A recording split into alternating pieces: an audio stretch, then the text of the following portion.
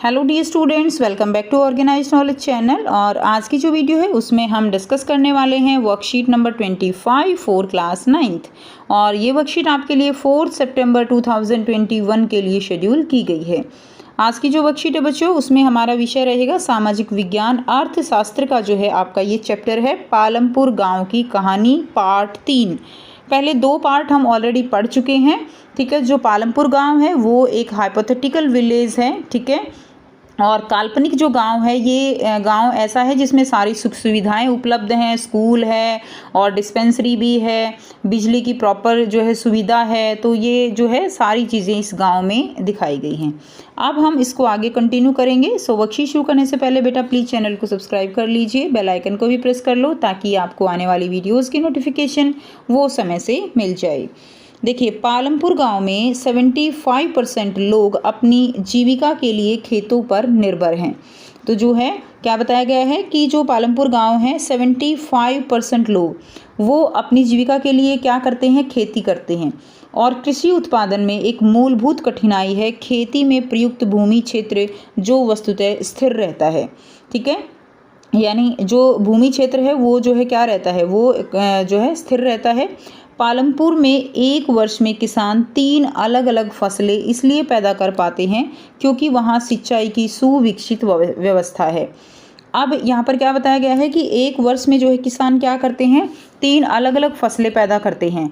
ठीक है, क्योंकि जो है आजकल आप कह सकते हो कि चीज़ें इतनी एडवांसमेंट हो चुकी हैं, इतनी टेक्नोलॉजी आ चुकी है कि 3-3 फसल जो है उर्वरक डालकर, खाद डालकर न्यूट्रिशन देते रहते हैं और फसलें जो है वो एक वर्ष में 3-3 फसलें वो बोते हैं। और सिंचाई की भी क्या है, सुविकसित व्यवस्था है। एक वर्ष में किसी भूमि पर एक से ज़्यादा फसल पैदा करने को, ध्यान दीजिए इम्पोर्टेंट है, आपका एक क्वेश्चन भी है ये, एक वर्ष में किसी भूमि पर एक से ज़्यादा अगर हम फसल पैदा करते हैं तो उसको हम बहुविध फसल प्रणाली कहते हैं। तो बहुविध का मतलब क्या है, बहु का मतलब होता है ज़्यादा। ठीक है, तो इसको हम क्या कहेंगे, इसको हम बहुविध प्रणाली कहते हैं। यह भूमि के किसी एक टुकड़े में उपज बढ़ाने की सबसे सामान्य प्रणाली है। पालमपुर में सभी किसान कम से कम 2 मुख्य फसलें पैदा करते हैं। दूसरा तरीका अधिक उपज के लिए खेती में आधुनिक कृषि विधियों का प्रयोग करना है। तो दूसरा तरीका क्या था, अधिक उपज प्राप्त करने के लिए आधुनिक जो एग्रीकल्चर जो प्रैक्टिसेस हैं उनका ज़्यादा से ज़्यादा प्रयोग करना। 1960 के दशक में अंत में हरित क्रांति ने भारतीय किसानों को अधिक उपज वाले बीजों HYV के द्वारा गेहूं और चावल की खेती करने के तरीके सिखाए। तो 1960 के दशक के अंत में हरित क्रांति जो है वो आ गई। हरित क्रांति क्या था, ज़्यादा से ज़्यादा अन्न का उत्पादन। तो उसमें जो हाई यील्डिंग वैरायटी यानी जिससे ज़्यादा से ज़्यादा उत्पादन मिले ऐसे बीज जो है वो लगाए गए और खेती करने के नए नए तरीके जो है वो सिखाए गए। भारत में पंजाब, हरियाणा और पश्चिमी उत्तर प्रदेश के किसानों ने खेती के आधुनिक तरीकों का सबसे पहले क्या किया, प्रयोग किया। पंजाब, हरियाणा और पश्चिमी उत्तर प्रदेश ने इन क्षेत्रों में किसानों ने खेती में सिंचाई के नलकूप और HYV बीजों, रासायनिक उर्वरकों, कीटनाशकों का प्रयोग किया और इनसे गेहूं की ज़्यादा जो है क्या हुई, पैदावार हुई।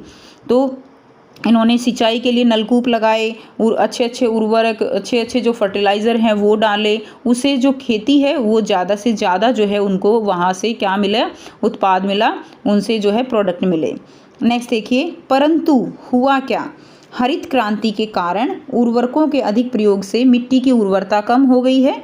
ठीक है, यानी हरित क्रांति तो आ गई लेकिन उस हरित क्रांति के चलते जो बार बार फसल उगाई जाती है, एक ही खेत पर बार बार फसल उगाने से उसके अंदर पोषक तत्वों की कमी हो जाती है, मिट्टी के अंदर फर्टिलिटी जो है, उर्वरता वो कम हो गई है। इसके अतिरिक्त नलकूपों में सिंचाई के कारण भूमि जल के सतत प्रयोग से भौम जल स्तर कम हो गया है। भौम जल स्तर यानी भूमि का जो जल स्तर है वो नीचे गिर गया है ज़्यादा पानी निकालने के कारण। अतः कृषि का भावी विकास सुनिश्चित करने के लिए हमें पर्यावरण की देखभाल करनी चाहिए। ठीक है, नेक्स्ट देखिए, खेती के लिए भूमि बहुत महत्वपूर्ण है। दुर्भाग्यवश खेती के काम में लगे सभी लोगों के पास खेती के लिए पर्याप्त भूमि नहीं है। पालमपुर में 150 परिवारों के पास खेती के लिए भूमि नहीं है। कितने परिवारों के पास नहीं है, 150। 240 परिवारों के पास 2 हेक्टेयर से कम छोटी भूमि के टुकड़े हैं जिस पर खेती करने के लिए उन्हें पर्याप्त आमदनी नहीं होती है। यानी जो छोटे किसान हैं जिनके पास छोटी भूमि के टुकड़े हैं उन पर खेती करने से उनको पर्याप्त आमदनी नहीं होती है जिससे कि वो अपना गुजारा बहुत अच्छे से कर सकें। ठीक है। जो मंझोले और बड़े किसान हैं, मंझोले यानी बीच के जो किसान हैं जिनके पास जो है थोड़ी ज़्यादा है, और बड़े किसान जिनके पास जो जमींदार होते हैं, बड़े किसानों के 60 परिवारों के पास 2 हेक्टेयर से अधिक भूमि वाले खेत हैं। क्लियर। अब इनमें से कुछ बड़े किसानों के पास 10 हेक्टेयर या उससे अधिक भूमि है, यानी 2 हेक्टेयर से कम जिसके पास है वो छोटे किसान, 2 हेक्टेयर से ज़्यादा जो है वो कैसे है मंझोले किसान, और 10 हेक्टेयर या उससे ज़्यादा है तो वो जो है कैसे हैं बड़े किसान हैं। छोटे किसानों को पूंजी की व्यवस्था करने के लिए बड़े किसान या गांव के साहूकारों से ऊंची ब्याज दर पर कर्ज लेना पड़ता है, और इसके विपरीत जो मंझोले और बड़े किसानों को खेती से बचत होती है वह आवश्यक पूंजी की व्यवस्था कर लेते हैं। यानी उनके पास ज़मीन ज़्यादा है तो उससे क्या होगा, ज़मीन ज़्यादा होने से उनकी जो पैदावार है वो भी ज़्यादा होती है, और जिसके कारण वो क्या करते हैं वो पूंजी की जो है वो व्यवस्था कर लेते हैं। इसके अतिरिक्त छोटे किसान कृषि उत्पादों को अपने परिवार के उपभोग में लाते हैं, जबकि बड़े किसान अधिकांश कृषि उत्पादों को बाजार में बेचकर अगले मौसम के लिए पूंजी की व्यवस्था आसानी से कर लेते हैं। तो छोटे किसान जो है वो इतनी पूंजी की व्यवस्था नहीं कर पाते क्योंकि पैदावार ज़्यादा नहीं है। अब यहाँ पर आधुनिक कृषि विधियाँ जो है वो बताई गई हैं। तो अधिक उपज वाले बीज ये जो है कह सकते हो आप महत्वपूर्ण हैं आधुनिक कृषि विधियों के लिए। उर्वरक है, कीटनाशक डालते हैं, बांध बनाए गए हैं, बिजली की सुविधा है, पंप सेट हैं वो लगाए गए हैं, नहरें हैं सिंचाई के लिए। ठीक है। उसके अलावा मशीनरी है, जैसे ट्रैक्टर है, हल की जगह जो है ये कल्टीवेटर इन्होंने ले लिया है। तो इस तरह से ये सारी आधुनिक कृषि विधियां हैं जिनसे पैदावार जो है वो बड़ी है। नेक्स्ट देखिए, अब आपको यहाँ पर बहुत ही आसान से 4 प्रश्न दिए गए हैं। बहुत आसान प्रश्न है बच्चों।